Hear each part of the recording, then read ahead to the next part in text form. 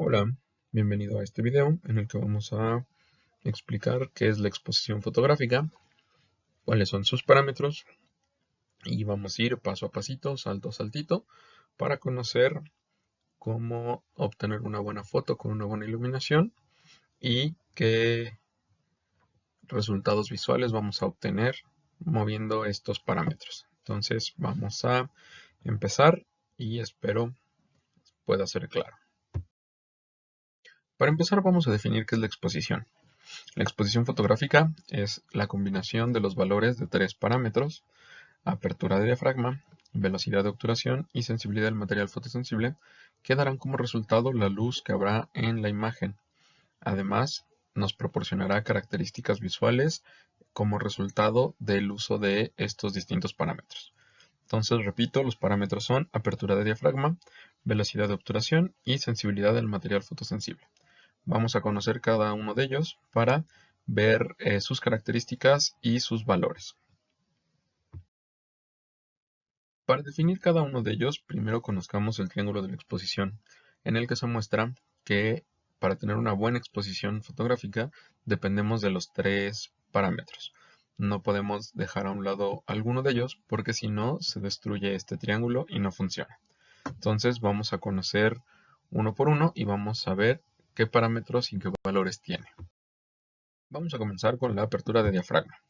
La apertura de diafragma es la cantidad de luz que llega al material fotosensible. Es decir, nuestro diafragma es una perforación con un diámetro frente a nuestra cámara, por el cual va a pasar una cantidad de luz hasta nuestro material fotosensible. Las aperturas más amplias, con las perforaciones con diámetro más grande, están del lado de los números pequeños y nos proporcionan más luz, es decir, valores 1,4, 2, 2,8, 4, 5, 6. Mientras que del 8, 11, 16, 22 y 32 son diafragmas cerrados, es decir, la perforación es muy pequeña, el diámetro es muy pequeño y nos proporcionan menos luz. Estos están representados por la luna, donde tenemos menos luz. Ahora vamos a continuar con la velocidad de obturación. La velocidad de obturación es el tiempo en el que el material fotosensible estará expuesto a la luz, es decir, cuánto tiempo le va a dar la luz a nuestro material fotosensible. Estas velocidades se representan con 1 sobre x, siendo x el valor que aparece en nuestras cámaras, pero todo esto en fracciones de segundo. Los valores son 1, 2, 4, 8, 15, 30, 60, 125, 250, 500, 1000, 2000, 4000. Los valores más pequeños son velocidades lentas, ya que al ser una fracción, 1 sobre 1 nos da 1 segundo, mientras que los valores rápidos, los valores grandes, nos dan velocidades rápidas, como el 4000. 1 sobre 4000 es una fracción muy pequeña y es un 4000º de segundo. Por eso se representa del lado de menos luz, mientras que 1 segundo, 2 segundos, 1 segundo, 1 sobre 2, 1 sobre 4 se representan del lado de más luz. Y finalmente, conociendo los parámetros, vamos a hablar de la sensibilidad del material fotosensible. Esto es la velocidad de reacción del material a la exposición de la luz, es decir, qué tan rápido o qué tan lento va a teñirse este material con la exposición de la luz. Si decimos que tenemos un material muy sensible, es porque va a reaccionar rápido. Si tenemos un material que es poco sensible, va a reaccionar muy lento. Los valores 6400, 3200, 1600 son valores muy sensibles, mientras que valores como 100, 50 y 25 son valores poco sensibles. Los valores muy sensibles nos van a proporcionar mucha luz en la película, en la fotografía, mientras que los valores poco sensibles nos van a dar menos luz. Ya conocemos todos los parámetros: la apertura de diafragma, representado con la F, la velocidad de obturación, representado con el 1 sobre x, y la sensibilidad del material fotosensible, representado por la palabra ISO. Ya conocemos los valores que lo representan y cuáles son los que nos proporcionan más luz y cuáles son los que nos proporcionan menos luz. Te recomendamos que te aprendas estos valores para que al momento de trabajar con ellos tengas esa agilidad mental y no tengamos que estar revisando los valores en alguna tabla, en la cámara o en algún lado, sino podamos hacer cálculos bastante rápido. Vamos ahora a conocer cuál es el resultado visual de cada uno de estos parámetros que nos resultará en una fotografía con ciertos intereses. Empezaremos con la apertura de diafragma. Ya vimos que valores muy pequeños son diafragmas abiertos, mientras que valores muy grandes son diafragmas cerrados. En este caso, el diafragma lo que nos proporciona es un efecto llamado profundidad de campo. ¿Qué significa? La profundidad de campo es un área, una distancia muy amplia de enfoque. Puede enfocar desde lo más cercano de nuestra cámara hasta el infinito.